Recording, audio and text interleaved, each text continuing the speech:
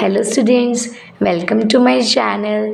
आज हम हमारी इस वीडियो के अंदर क्लास 9th का साइंस का chapter the fundamental unit of light को कवर अप करने वाले हैं। ये हमारा पार्ट 2 है इस चैप्टर का। पार्ट 1 के अंदर हमने कवर अप कुछ मतलब आधे से आधा चैप्टर कवर कर लिया था। अगर हम एनसीईआरटी बुक के अकॉर्डिंग देखें तो हमने यहाँ तक हमारा चैप्टर कवर अप कर लिया था। इस वीडियो के अंदर हमने न्यूक्लियस को स्टार्ट करना है। तो सबसे पहले थोड़ा सा मैं आपको ओवरव्यू दे देती हूँ कि हम लास्ट वीडियो के अंदर हमने करना क्या था, और अगर आपको वो वीडियो चाहिए तो आप मेरे चैनल पे जाके देख सकते हो। तो हमने लास्ट वीडियो के अंदर प्लाज्मा मेम्ब्रेन के बारे में पढ़ा था, सेल वॉल के बारे में पढ़ा था। सेल वॉल क्या होती है हमने पढ़ा था। जो सेल वॉल होती है वो मेनली प्लांट्स के अंदर पाई जाती है, और जो सेल वॉल होती है बहुत ज़्यादा रिजिड होती है, मैंने आपको दिखाया भी था, राइट। तो ये प्लांट को बर्स्ट होने से बचाती है। अभी हमारा नेक्स्ट टॉपिक आ जाता है न्यूक्लियस। स्टूडेंट्स, न्यूक्लियस क्या होता है? जो न्यूक्लियस होता है, न्यूक्लियस बहुत ज़्यादा मेन पार्ट होता है हमारे सेल का। न्यूक्लियस कहाँ पाया जाता है? सेल के सेंटर मोस्ट पार्ट में पाया जाता है। जो न्यूक्लियस होता है वो ब्रेन का फंक्शन करता है। जैसे ह्यूमन बॉडी के अंदर ब्रेन होता है ना, क्या करता है वो सारी फंक्शनिंग कंट्रोल करता है हमारी बॉडी की। सेम उसी तरह जो न्यूक्लियस होता है वो सेल की फंक्शनिंग को कंट्रोल करता है। जो न्यूक्लियस होता है वो क्या होता है, उसके पास न्यूक्लियर मेम्ब्रेन भी होती है। न्यूक्लियर मेम्ब्रेन की 2 लेयर्स होती हैं, ठीक है। और जो ये न्यूक्लियर मेम्ब्रेन होती है ना, इसके अंदर कुछ पोर्स भी पाए जाते हैं, ताकि हमने पढ़ा था ना कि जो पार्टिकल्स होते हैं वो बाहर अंदर जाते हैं सेल के। तो उसी चीज़ को हम किससे वो जो पार्टिकल्स होते हैं वो अंदर बाहर किसके थ्रू जाते हैं? वो इन पोर्स के थ्रू जाते हैं, ओके। तो ये देखिए, आपको यहाँ पे डायग्राम के अंदर पोर्स को शो भी किया हुआ है। यही पोर्स होते हैं जो कि जो मटेरियल होता है उसको अंदर बाहर जाने के लिए हेल्प करते हैं न्यूक्लियस के अंदर। उसके बाद आपको ये देखिए, न्यूक्लियस के अंदर ये थ्रेड लाइक स्ट्रक्चर भी दिखेगा, जिसे हम क्या बोलते हैं? क्रोमेटिन बोलते हैं। क्रोमेटिन क्या होता है? ये थ्रेड लाइक स्ट्रक्चर होता है जो कि क्रोमोसोम की शेप ले लेता है। कब लेता है ये क्रोमोसोम की शेप? अपनी शेप चेंज कर लेता है ये जबकि सेल की डिवीज़न होती है। हमने पढ़ा था कि जो सेल होता है वो प्री एग्जिस्टिंग सेल से ही नए सेल्स बनते हैं। तो उसी टाइम सेल डिवीजन के टाइम जो ये थ्रेड लाइक स्ट्रक्चर क्रोमेटिन होता है, ये क्रोमोसोम में कन्वर्ट हो जाता है। क्रोमेटिन की शेप आपने देख ली है, थ्रेड लाइक होती है, और क्रोमोसोम की शेप इस तरीके की होती है, रोड लाइक स्ट्रक्चर होता है। चलिए आपको एक बार ये दिखा देते हैं। ये देखिए, ये है हमारा न्यूक्लियस। जो ये है हमारा, ये है क्रोमेटिन, ये है न्यूक्लियस, ये न्यूक्लियर पोर, ठीक है। और आपको ये दिख रहा है। ऑल राइट, चलिए आगे कर लेते हैं हम। उसके बाद क्या आता है? उसके बाद जो हमारा सेल होता है ना, सेल के पास क्या होता है? डीएनए होता है, ठीक है। डीएनए का क्या फंक्शन होता है? डीएनए कंट्रोल करता है जो भी फंक्शन सेल करता है ना, सबको कौन कंट्रोल करता है? डीएनए कंट्रोल करता है। ये देखिए, ये क्या है? हमारा सेल है। जब हम इसको माइक्रोस्कोप करके देखेंगे न्यूक्लियस को, तो ये हमें दिखता है इस तरीके का। जो ये आपको ये ब्लू ब्लू कलर का दिख रहा है, ये क्या है? डीएनए है। ऑरेंज वाला प्रोटीन है, और ये क्या है? हमारा जीन्स है। क्या है? ये हमारा जीन्स है, ठीक है। अभी जीन्स क्या होता है? जो हमारी फंक्शनल सेगमेंट्स होती हैं, जो चीज़ हमारी फंक्शन करती है ना, फंक्शन को कंट्रोल तो डीएनए करता है, बट कोई फंक्शन भी करना चाहिए ना, तो उन्हीं जो चीज़ फंक्शन करती है उसी को क्या बोलते हैं? जीन्स बोलते हैं। जो जीन्स क्या करती है? जीन्स डिफरेंट फंक्शंस को कंट्रोल करती है, डिफरेंट फंक्शंस को लागू मतलब करती है, डिफरेंट फंक्शंस। तो अभी नेक्स्ट क्वेश्चन राइज होता है कि क्या सभी सेल्स के पास न्यूक्लियस होता है? नहीं होता। सभी सेल्स के पास न्यूक्लियस नहीं होता है। तो कुछ सिंगल सेल ऑर्गेनिजम्स होते हैं, हमने पढ़ा था, जिनके पास सिर्फ एक ही सेल होता है, जैसे कि बैक्टीरिया हो गया। तो बैक्टीरिया की जो न्यूक्लियर मेम्ब्रेन होती है बैक्टीरिया के पास वो एब्सेंट होती है, नहीं होती है उसके पास न्यूक्लियर मेम्ब्रेन। क्या होती है न्यूक्लियर मेम्ब्रेन? हमने पढ़ा था जो ये बाउंड है ना, जिससे ये बाउंड है, इसकी बाउंड्री न्यूक्लियर की, उसे न्यूक्लियर मेम्ब्रेन कहा जाता है। इसको कहा जाता है न्यूक्लियर मेम्ब्रेन, ये वाली है जो, इसको न्यूक्लियर मेम्ब्रेन कहा जाता है।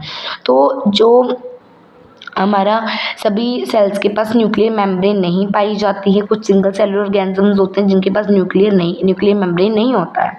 तो जो उनका न्यूक्लियर होता है ना, वो ऐसे ही अनडिफाइंड होता है, ऐसे ही मतलब इधर उधर घूमता रहता है, ठीक है, उसकी कोई शेप नहीं होती है, ठीक है। उसके बाद क्या है, जो ऐसे जो न्यूक्लियस होते हैं जिनके पास न्यूक्लियर मेम्ब्रेन नहीं होती है, उनको क्या बोलते हैं? न्यूक्लियोइड बोलते हैं। जो ये सेल होते हैं इनके पास न्यूक्लियर मेम्ब्रेन की कमी होती है, जिनके पास, उसे क्या बोलते हैं? प्रोकैरियोटिक सेल बोलते हैं। इनके पास न्यूक्लियस नहीं होता है, ठीक है, क्या नहीं होता है इनके पास? न्यूक्लियस नहीं होता है। अब हमने एक हमारा जो सेल है, सेल का स्ट्रक्चर हमने देखा था, तो हमने ये सेल का स्ट्रक्चर देखा था जिसके अंदर हमें ये न्यूक्लियस है, हमें पता है। तो जो ये न्यूक्लियस है ये आपने देखा है कि जो ये रफ एंडोप्लाज्मिक रेटिकुलम है इससे जुड़ा हुआ होता है। तो ये किस तरीके से जुड़ा हुआ होता है अब ये देख लेते हैं।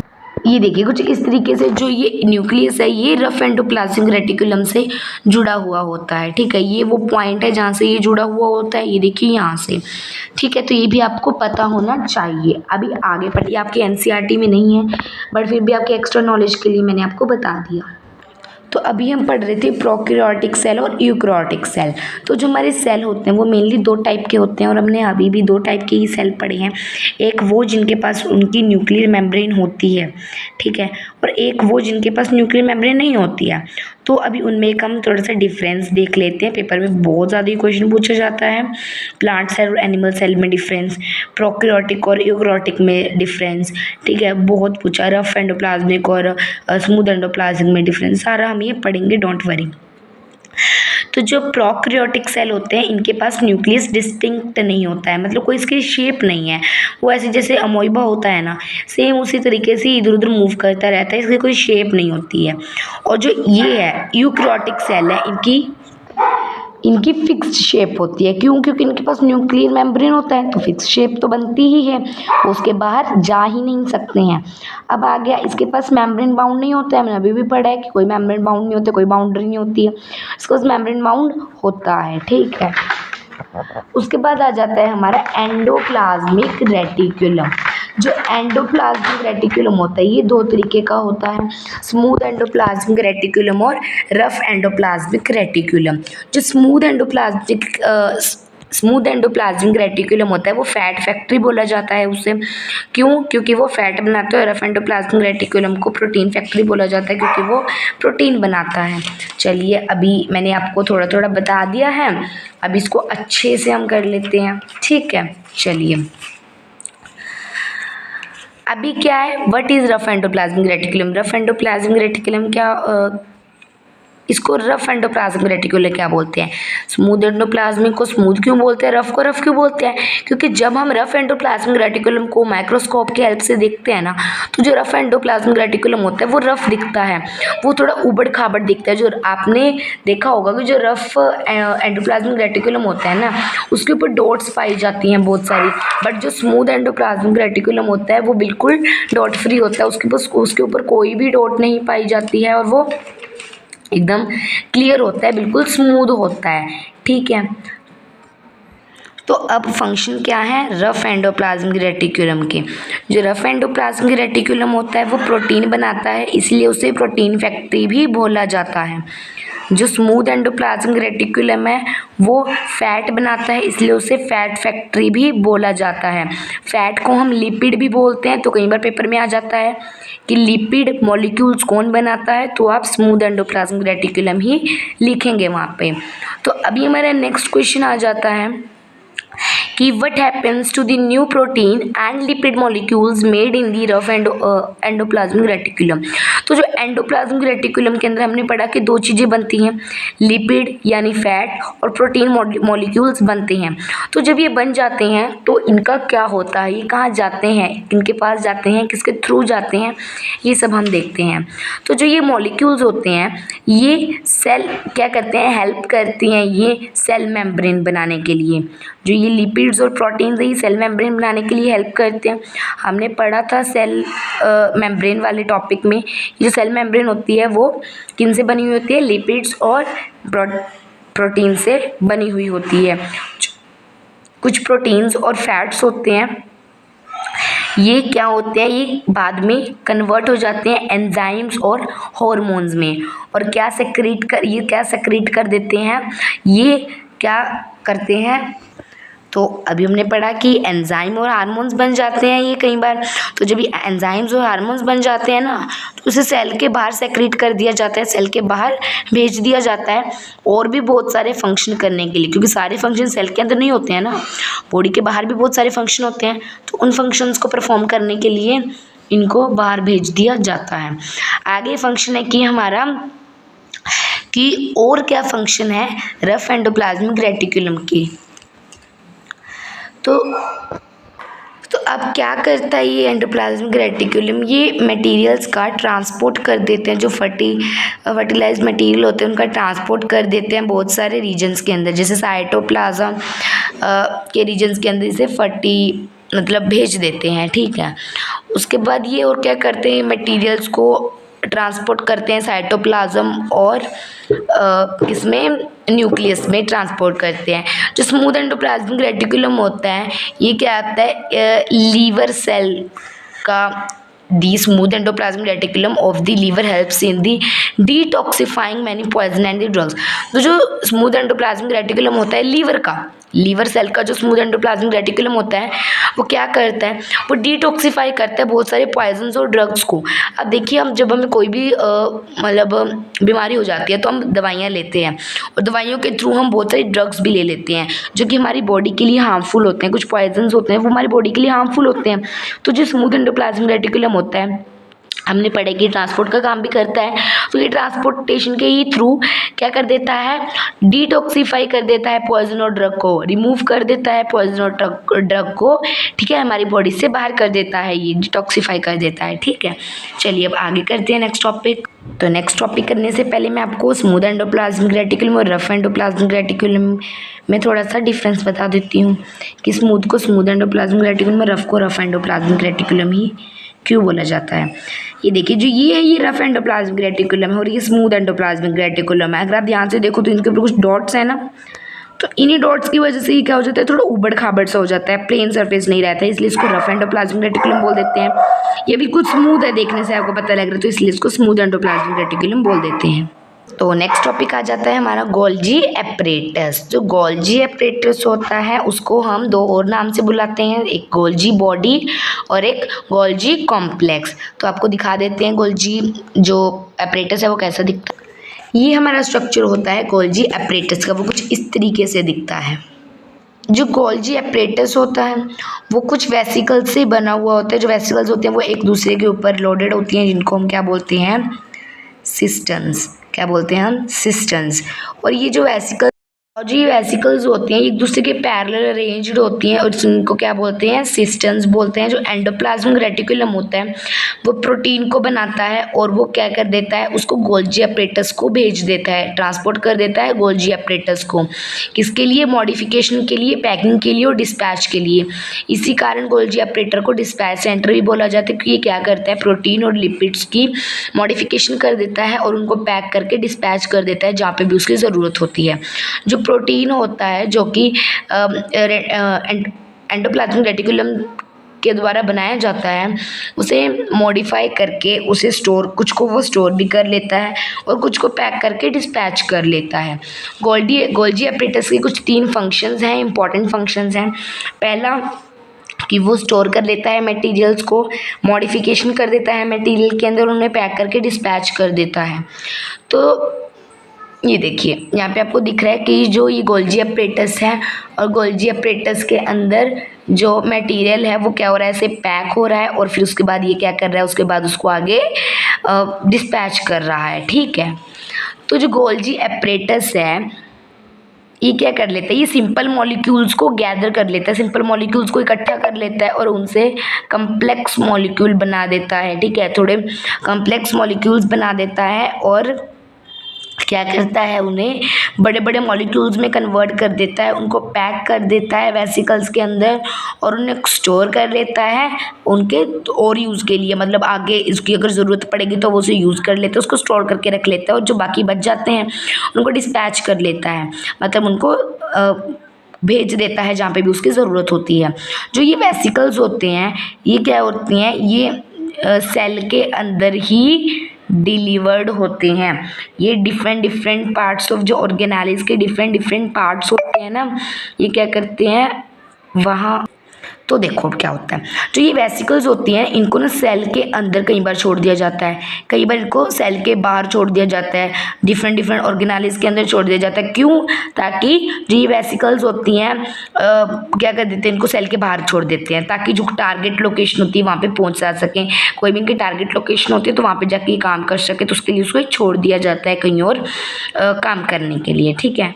तो अभी हमारा नेक्स्ट टॉपिक आ जाता है लाइजोसोम्स, ठीक है। लाइजोसोम की शेप आपको दिखा देते हैं, ज़्यादा कोई कॉम्प्लेक्स नहीं है, सिंपल सा राउंड है, उसको लाइजोसोम बोल देते हैं, ठीक है। जो लाइजोसोम्स होते हैं वो क्या करते हैं, ये लाइजोसोम्स कहाँ पे बनते हैं, गोल्जी एपरेटस के अंदर ही बनते हैं।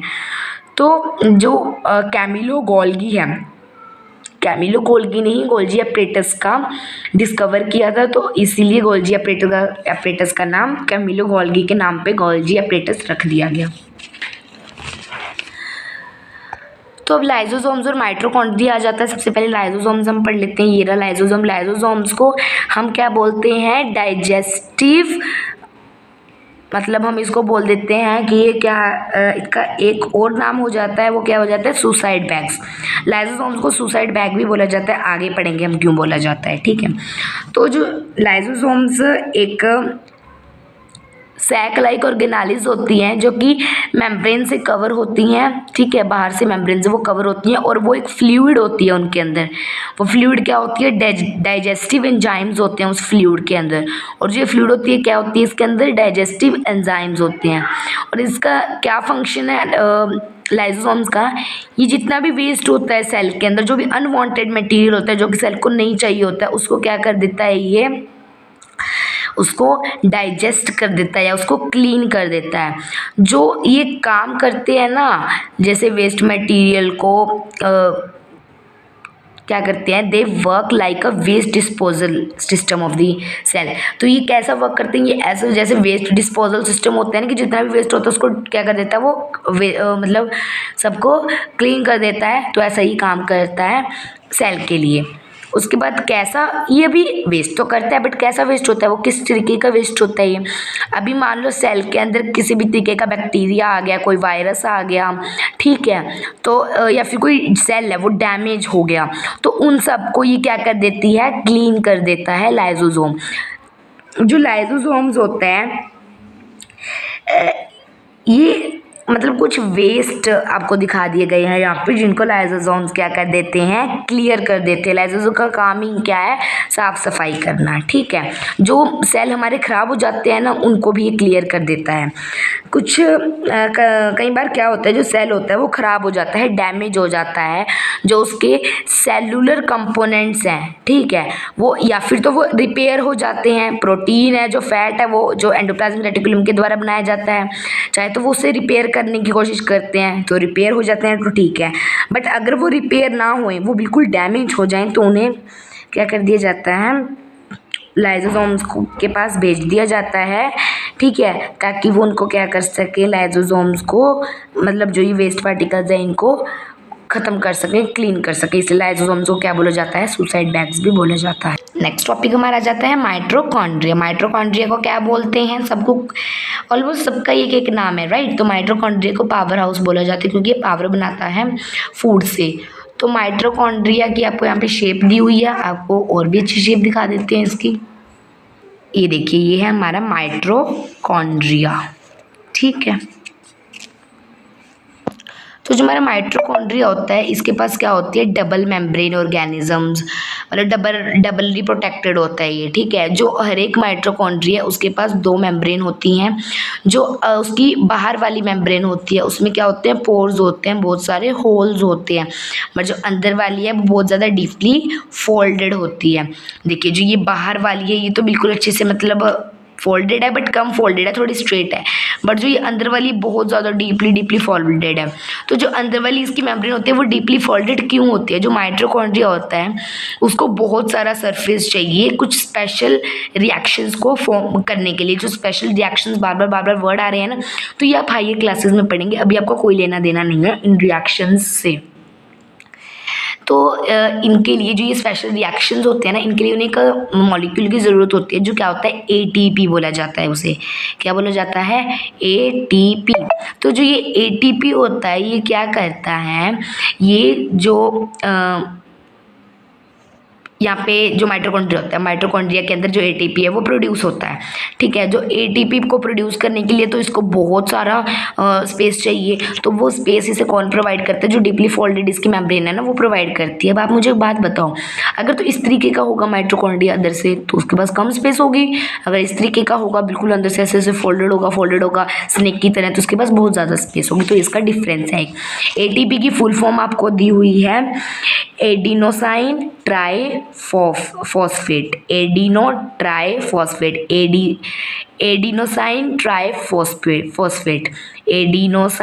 ट्राइफॉस्फेट, ठीक है। जो ये सारे मॉलिक्यूल्स होते हैं ये एनर्जी रिच मॉलिक्यूल्स होते हैं, इनके पास बहुत सारी एनर्जी होती है। हाँ भाई, अगर घर की दुकान है तो एनर्जी तो बहुत होगी, माइटोकॉन्ड्रिया में ही बनती है एनर्जी, तो बहुत सारी इनके पास होती है एनर्जी।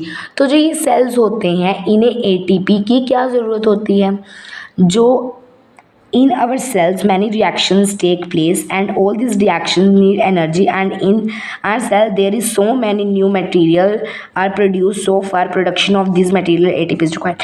तो क्या होता है, हमारे जो सेल होते हैं सेल के अंदर बहुत सारे रिएक्शंस फॉर्म होते हैं, वो हम आगे पढ़ेंगे हायर क्लासेस में। तो बहुत सारे रिएक्शंस होते हैं, तो इन रिएक्शंस के लिए जो बहुत सारी एनर्जी नीडेड होती है, और एनर्जी के लिए हमें क्या किस चीज़ की ज़रूरत होती है, एटीपी की ज़रूरत होती है। तो ठीक है, आप समझ आ गए कि क्यों चाहिए होता है सेल को एटीपी। जो एटीपी होता है उसे सेल करेंसी बोला जाता है हमारे सेल की।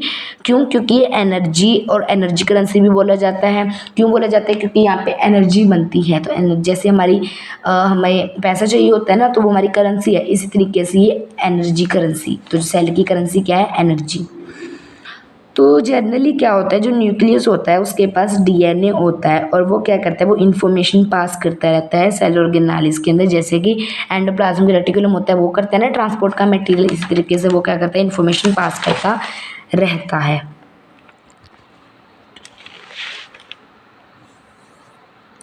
अभी जो माइटोकॉन्ड्रिया होता है ये क्या होता है, इसे स्टोरेज ऑर्गेनालिस भी बोला जाता है। क्यों, क्योंकि ये अपने पास डीएनए, ठीक है, that have their own DNA. Mitochondria के पास उसका खुद का डीएनए होता है, खुद का प्रोटीन होता है।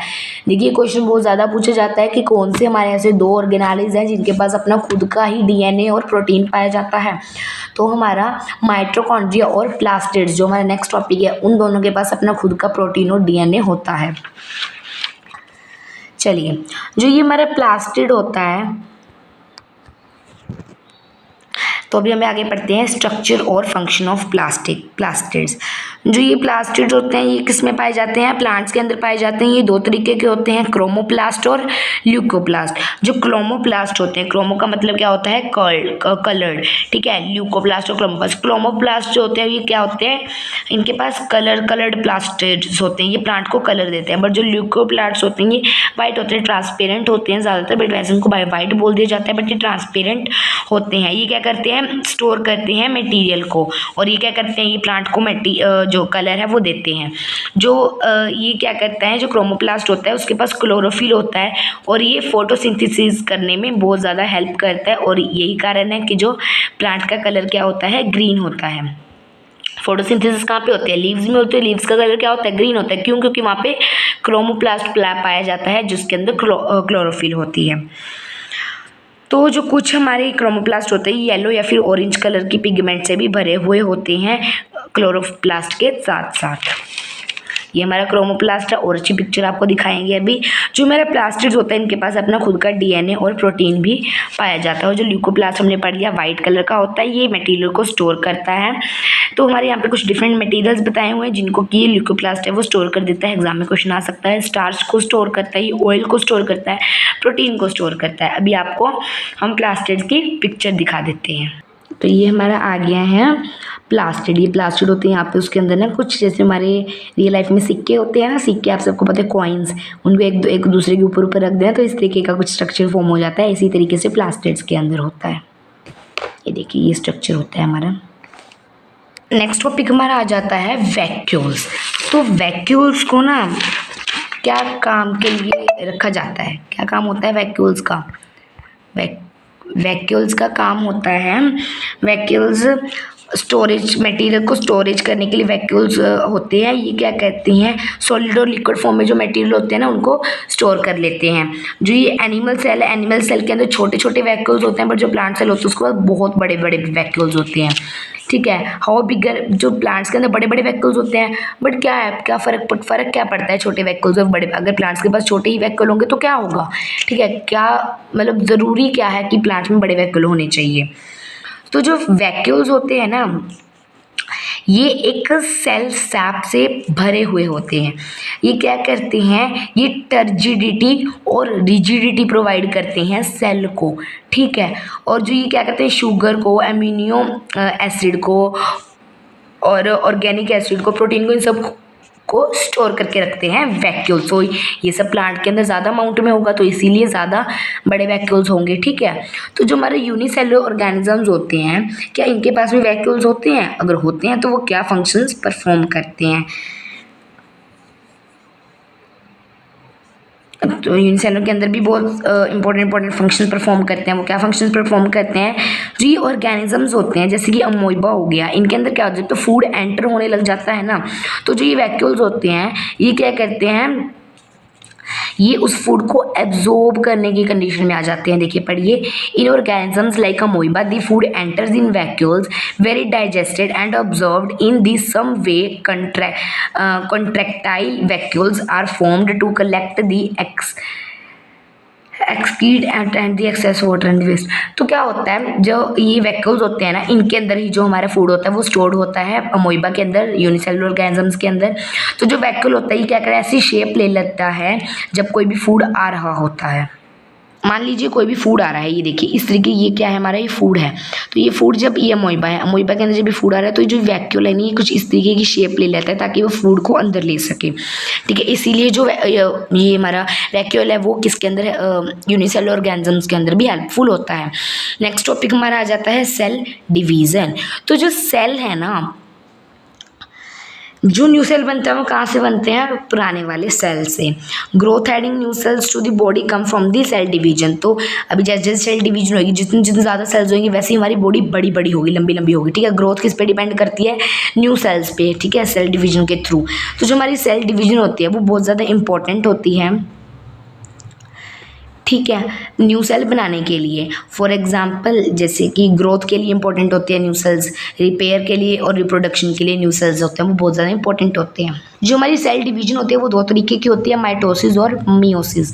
जो माइटोसिस होती है वो क्या, mitosis most of the cells वो किससे डिवाइड होते हैं, ज़्यादातर से सेल माइटोसिस से ही डिवाइड होते हैं। इस तरीके की डिवीजन के अंदर जो सेल होता है वो ग्रोथ के अंदर हेल्प करता है और बॉडी की रिपेयर के लिए हेल्प करता है। जो न्यू सेल्स फॉर्म होते हैं वो रिपेयर करते हैं, ठीक है, रिपेयर करते हैं और मेंटेनेंस वगैरह, मतलब रिपेयर कर देते हैं। जो यहाँ पे न्यू माइटोसिस में न्यू सेल्स बनते हैं। ठीक है, और जो न्यू स्किन होती है जो रिप्लेस हो जाती है, मतलब पुराने सेल हैं फिर नए सेल बन गए तो नए सेल पुराने सेल की जगह ले लेंगे और हमारी जो पुरानी स्किन है वो भी रिप्लेस हो जाएगी। ठीक है, जो डैमेज हो जाएगी वो न्यू स्किन से रिप्लेस हो जाएगी। जो स्किन सेल होते हैं वो किससे होते हैं, माइटोटिक डिवीजन से होते हैं जो स्किन सेल होते हैं हमारे। और जो हमारे स्किन सेल होते हैं वो अराउंड 30,000 to 40,000 सेल एक ही दिन के अंदर गवा देते हैं और उनकी जगह नए सेल आ जाते हैं। तो मतलब आप सोचो, स्किन सेल एक दिन में 30,000 to 40,000 बनते हैं, तो उनकी कितनी छोटी स्पेस होगी, राइट, कितनी छोटी उनका साइज होगा। तो इस तरीके से कुछ जो हमारे सेल वो बनते हैं। तो मान लो भी ये मदर सेल है, ठीक है, मदर सेल के अंदर 2 क्रोमोसोम है, तो आगे जो वो डॉटर सेल होंगे ना उनमें भी 2-2 क्रोमोसोम होंगे, तो 46 क्रोमोसोम्स होते हैं मदर के पास। तो जब मदर आगे डॉटर सेल होंगे ना उनके पास भी 46 क्रोमोसोम्स ही होते हैं। तो मदर किसी के साथ भी कोई भेदभाव नहीं करती है, अपने जितने भी उनके बच्चे होते हैं उनके पास सेम क्रोमोसोम्स होते हैं, ठीक है। जो रिप्रोडक्शन है ये एक नीडेड स्पेशल सेल चाहिए होता है इसको, जिसके पास सिर्फ हाफ क्रोमोसोम्स होते हैं, ठीक है। कई बार क्या होता है, जो हमारी बॉडी होती है उसे हाफ क्रोमोसोम्स ही चाहिए होते हैं पेरेंट सेल से रिप्रोडक्शन करने के लिए। उस स्पेशल मेथड को क्या बोलते हैं, मियोसिस बोलते हैं।